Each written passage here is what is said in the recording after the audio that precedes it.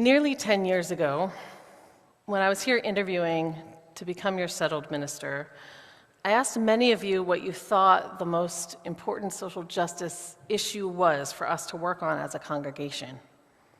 And there was a gathering of longtime members that was held in a living room that, maybe ironically, was not too far from the Eastern State Penitentiary. And the members in that living room were talking about all kinds of things. I think the person who is the oldest person I met during that week, the oldest member of the congregation I spoke to during that week, I asked her this question: what should we work on most? What is the biggest priority? What is the first issue we should be working on? And she said, well, I think that the system of mass incarceration is so bad. I think that it might be the most important issue for us. And then later on, I went to a gathering of families of the congregation at another living room. It was in West Philly this time, and little kids were playing on the floor with blocks and trucks, and harried parents were laughing together. And I asked one of the youth of the congregation, she was maybe 12 at the time, who was sitting on the couch, she was reading a book. I asked her what she thought the most important social justice issue for our congregation was, and she thought for a minute, and she said, there's a lot that's wrong, but I really think that the prison system might just be the most important problem. It's so unjust. And I had already been a part of Unitarian Universalism. I grew up Unitarian Universalist. I was 35 at that point, so I had 35 years of Unitarian Universalism in me at that point. I had been a leader in the faith for 20, and I was introduced to the evils of mass incarceration through a Unitarian Universalist youth conference on prison reform, maybe 15 years before that. But I had never found a congregation that had so clearly articulated the deep injustice of our system of crime and punishment, not the way you all did, from our youngest to our oldest members. And I was inspired, and it reinforced what I already knew during the week of interviews, which is that I wanted to serve you as a community, and I wanted for us to keep working on this. So I know that many of you are familiar with the injustice of our prison system. Many have far more experience and expertise than I do in this room. I'm looking at you all, knowing some of your activism. But just so we're all on the same page, I'm going to lay out a handful of basics of what it looks like in this country right now. Nearly 2 million people are behind bars in our country right now, at this moment, behind bars as we're here together. It costs the country something like $182 billion a year to keep them behind bars. This has grown like 500% over the last 40 years. So it's grown 500% since the mid-'80s. The percentage of Black Americans imprisoned is nearly 3 times the percentage of Black Americans in the overall population. Black youth are 4 times as likely to be detained or committed in juvenile facilities as their white peers. The percentage of people with mental illnesses who are imprisoned is something like twice the rate of the population as a whole. And yet something like 1/3 of these people do not receive any care for their mental illnesses at all while they're incarcerated. A friend of mine who's serving in federal prison right now said that when he arrived at Fort Dix facility, which is nearby us in New Jersey, they had one psychologist for all 3,000 inmates. When he left 4 years later, they had no psychologists for 3,000 inmates. The percentage of people with substance abuse disorders in jails and prisons is something like 58 to 63%, but it's something like 6 to 11% in the general population. I'm painting a picture, and it is a true picture, that our prison system criminalizes Blackness, it criminalizes mental illness and poverty and addiction and many other things. Once you are in the prison system, it's very hard to fully escape. Having a criminal record, we know, makes it much harder to get and to keep a job. It makes it much harder to get and keep housing. And often people with records find that they have very few legal options for making a stable living once they are out. Violations of probation account for something like 42% of prison admissions. So 42% of the people coming into prison are coming into prison because they didn't follow some rule after they left prison. Nearly 2/3 of released individuals are rearrested within 3 years of being out. In other words, the consequences of incarceration, so what you deal with for having been incarcerated, are the greatest risk factors for reincarceration. So just having been incarcerated is the greatest likelihood for why you would go back in. And the prevalence of incarceration, especially in poor communities, Black communities, indigenous communities, results in families that are torn apart and children that are traumatized and grow up without knowing their parents, results in fragmented and destabilized neighborhoods and more. Our culture really likes to pit good guys against bad guys, speak of criminals and victims, but we know that most people who have been offenders of one kind or another are also victims themselves. Not all victims become offenders, but almost all offenders have been victims. So many of you know these statistics and the systemic impacts really well. And we've worked together to take action against these injustices at a political level and through education efforts. And we've organized pen pal efforts and Books Through Bars drives to support those who are imprisoned. We've raised money for bail funds. We've engaged in organizing with the Coalition to Abolish Death by Incarceration, because in Pennsylvania, if you have a life sentence, there is no possibility of parole. We have showed up at participatory defense hubs across the city to support local families who are facing criminal cases in their lives. There's members here who teach classes inside prisons, who work on reform efforts from inside the system, including have been corrections officers, or through nonprofits working to support prisoner solidarity, people who work in government agencies, and more. There are many congregants who've experienced incarceration themselves, or the incarceration of loved ones. One of our members is currently in their 10th month of incarceration for the simple act of breaking a window. 10 months. A small act of property destruction entangled in and magnified by poverty and by mental illness and by racism and by disability, with no clear end soon in sight. Much that has happened in this congregation and as a result of this congregation over the last decade and longer is inspiring. I feel inspired by all of you who've made this happen. And yet the issues remain massive beyond our ability to comprehend.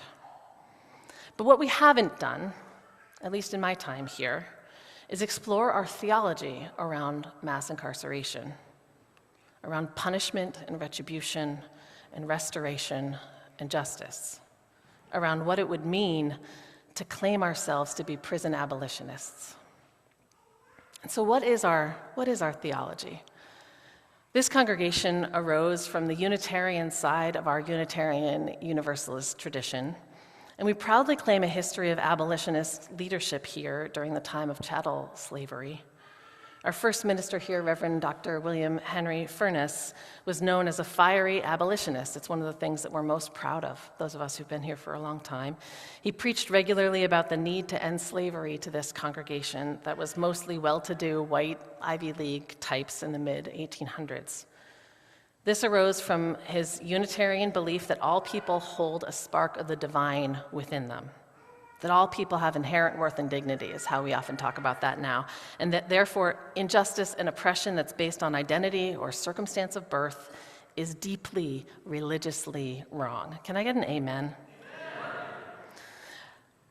But our faith's theological history from our Universalist side has more to say about our carceral system, and I don't preach about Universalist theology enough. Universalism was historically also a progressive Christian theology that said that the loving God that they believed in, these were Christians who believed in a loving God, that their God would never condemn a person to eternal hell and suffering.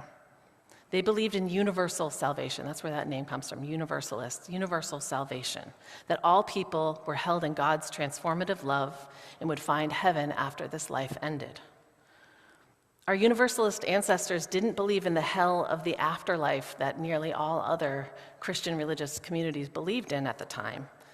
But they did know about humankind's capacity to create enormous suffering and harm for one another, as do we, here on earth.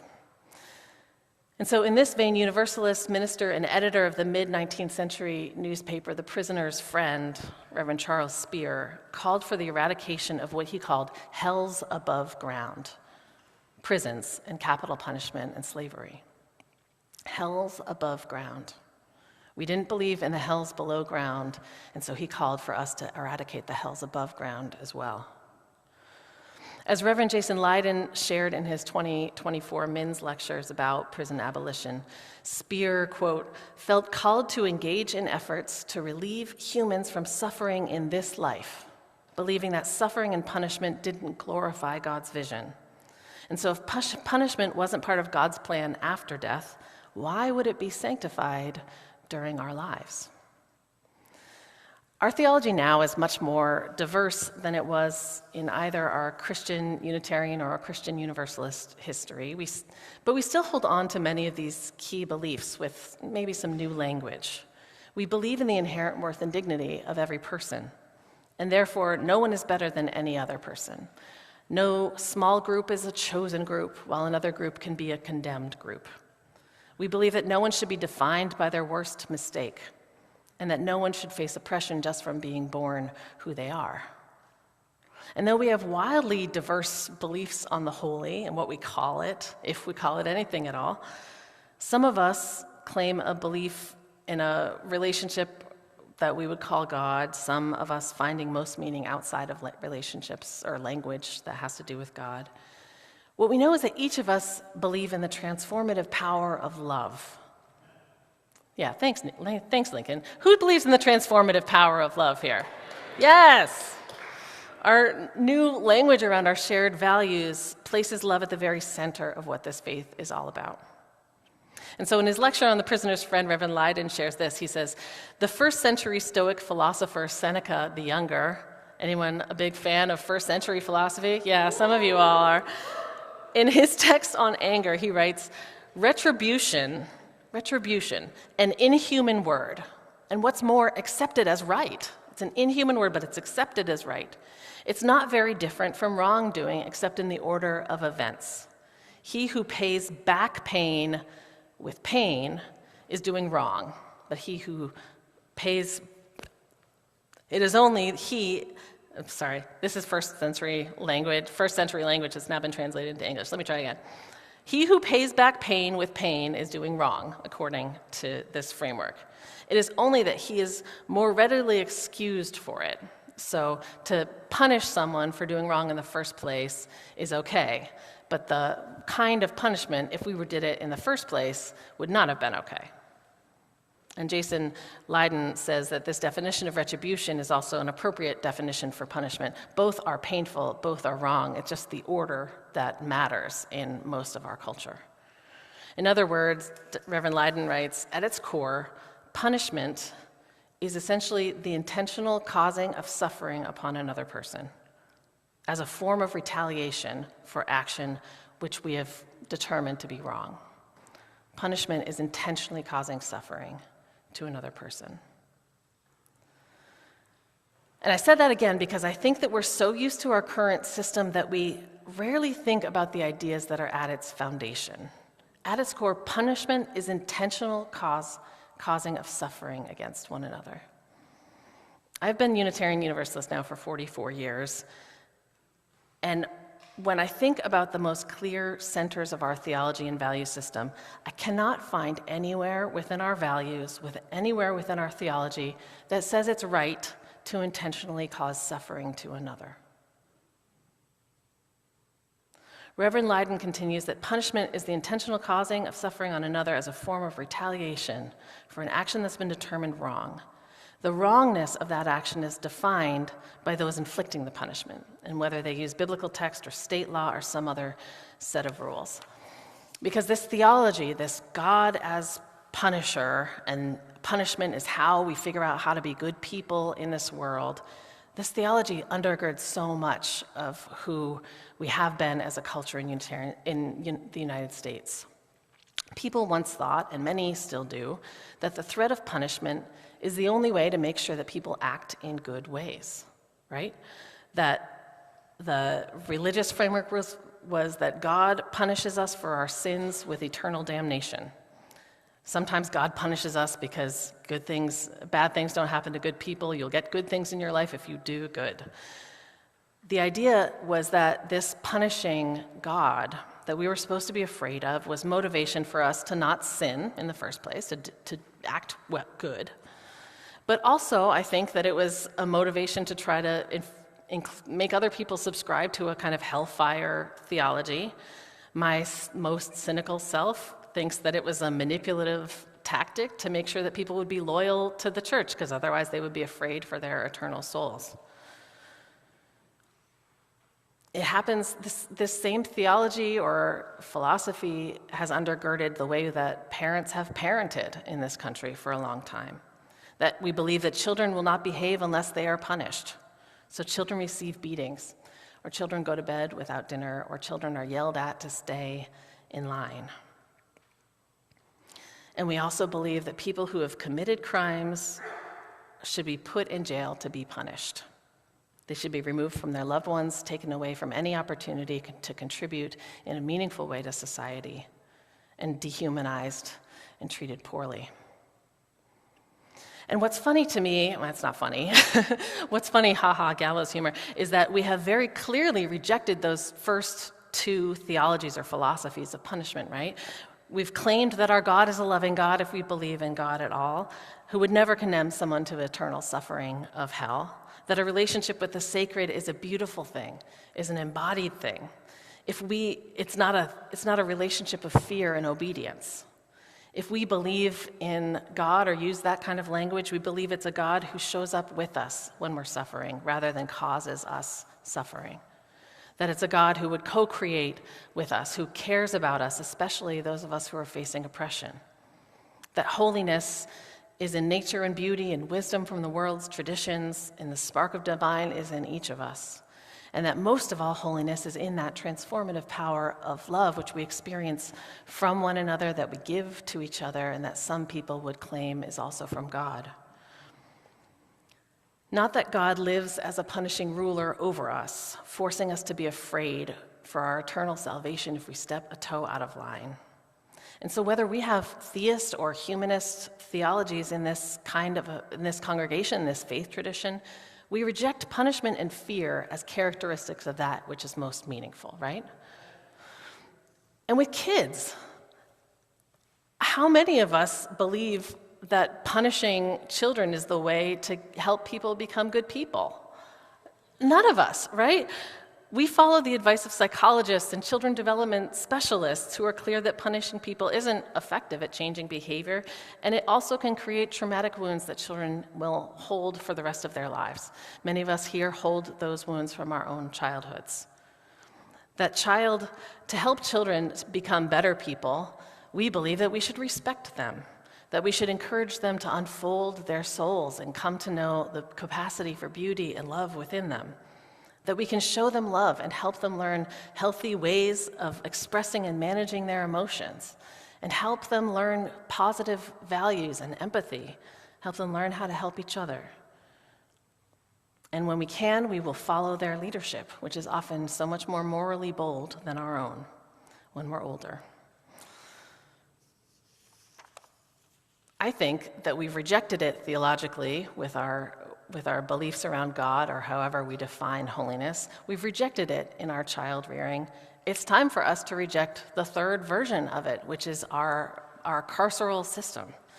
That the system of punishment and retribution being the undergirding way that we as a society say that we will become good people, that we will keep each other safe, that we will help figure out how to live well in this world, that can never be okay, and it must be abolished.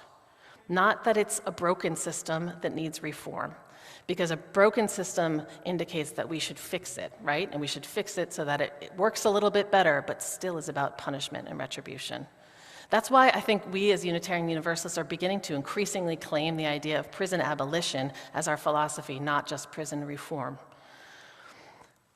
I believe that the public safety must be based on a philosophy of people being able to get what they need to survive and be healthy, be about healing, not about punishing people for being poor or being mentally ill or disabled or addicted or black or brown. And that this language around whether we're talking about fixing something that's broken and just making it still about punishment, or abolishing the very undergirding foundation about punishment and thinking about a new way of keeping each other safe and helping us become good people is necessary. Public morality has to be based on a philosophy of inherent worth and dignity of every person, that each of us has something of value to offer to the world, and that our job as a society is to encourage the unfolding of each soul. This is not how our public theology exists right now, but it's not going to change unless we start claiming it, right? Us and other people like us around the world, and certainly around this country. Our denomination right now has passed what they're calling a study action issue, which is when delegates from all of the different congregations across the country make some decisions about what they think is a good priority for us to focus on as a whole across Unitarian Universalism. And this year it is prison abolition. They describe it like this. They say, abolition is a holistic approach to systemic social change that includes but is not limited to the abolition of slavery, replacing systems and cultures of violence and coercion and control with transformative justice and relational practices. There's a lot of words in here. And dismantling the prison industrial complex as we now know it. It requires the transformation of our society and the replacement of these theologies of retributive justice and violence. So I know that there's like a piece of this that's easy to talk about that, like, oh yeah, that sounds good. And also, almost every conversation I've had with people about this, including people here in this congregation, I've had like 7 conversations with you all over the past few weeks about this, comes up with the 2 questions that we wrestle with, right? What do I do in an emergency situation if I need help, if we abolish these systems? And what about victims of traumatic harm? What about people who,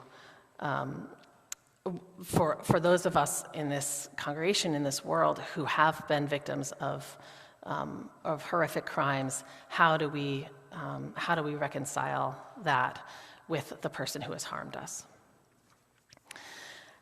And so I'm going to lift up a couple of things, a couple of quotes from Miriam Kaba, who wrote, "We do this until we free us."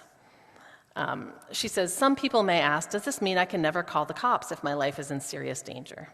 And what she says is that abolition doesn't center that question. It's not really about that question.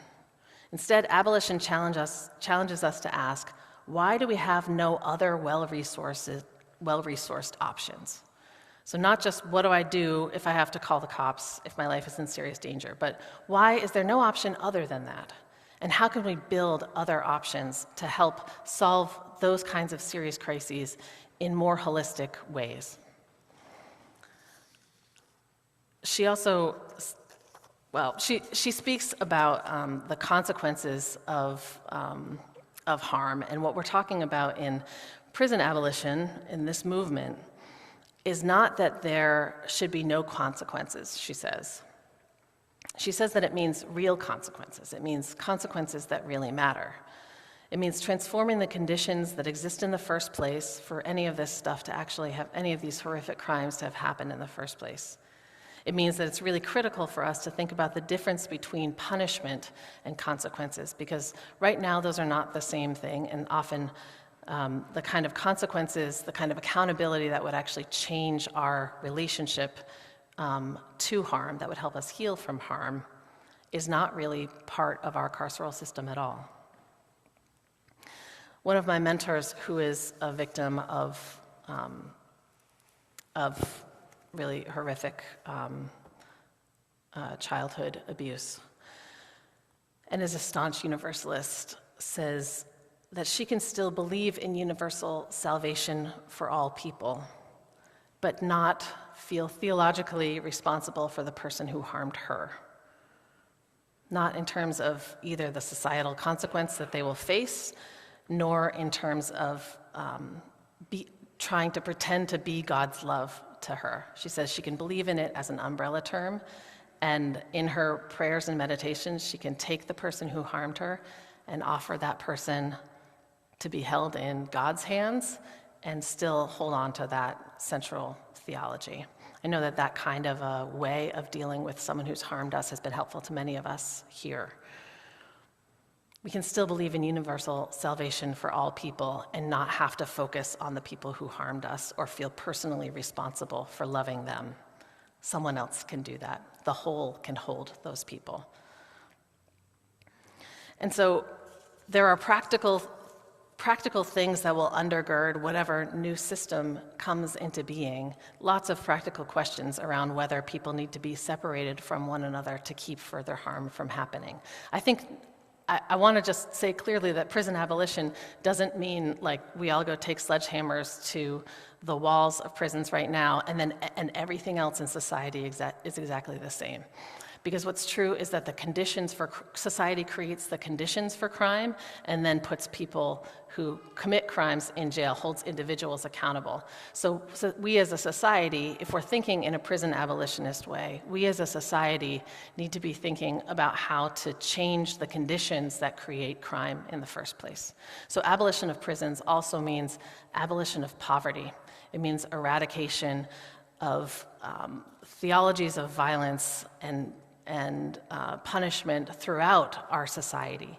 It means providing mental health care for anybody who needs mental health care, support for addiction for anybody who needs support for their addictions. It means eradicating racism.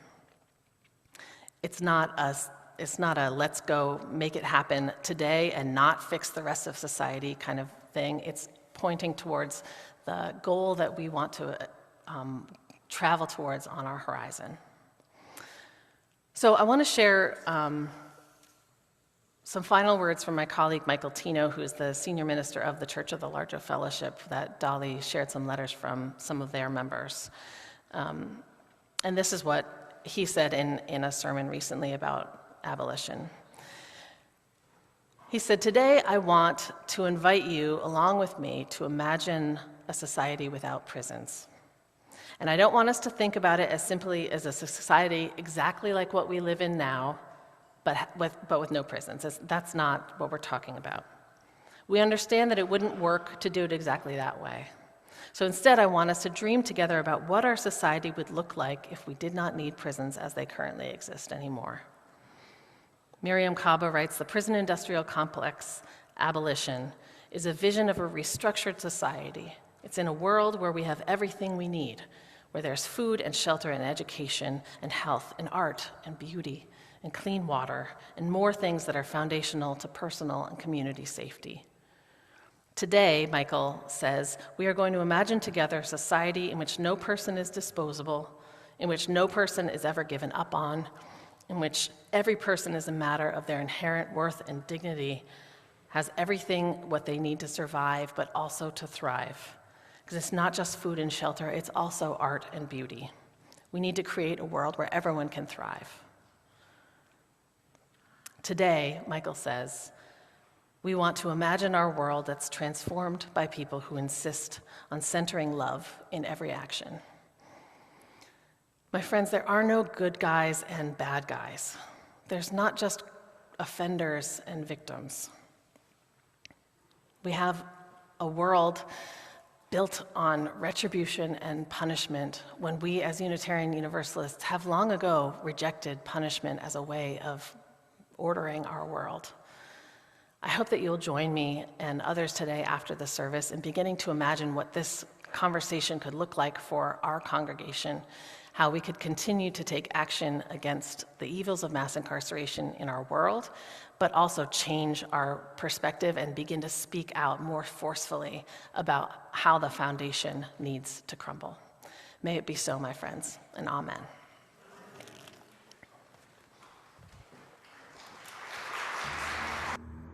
Hi, I'm Reverend Abby Tennis. I use she and her pronouns, and I have the honor of serving as the lead minister here at the First Unitarian Church of Philadelphia, where our mission is to awaken love and justice in our lives and in the world.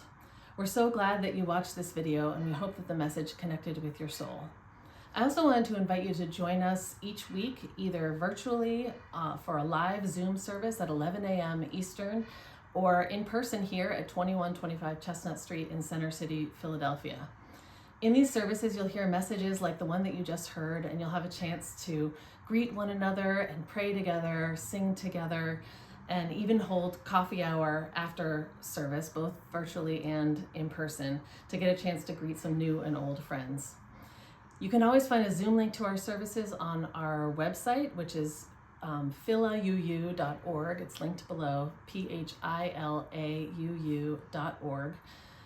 And if you want to support the mission of this congregation or feel moved to give, you can do so by going to that link and clicking on giving, or by texting us at 215-709-5095 and following the prompts. If someone in your life needs to hear this message, I hope you'll forward this video. Again, thank you so much for watching, and we hope to see you sometime soon. Bye.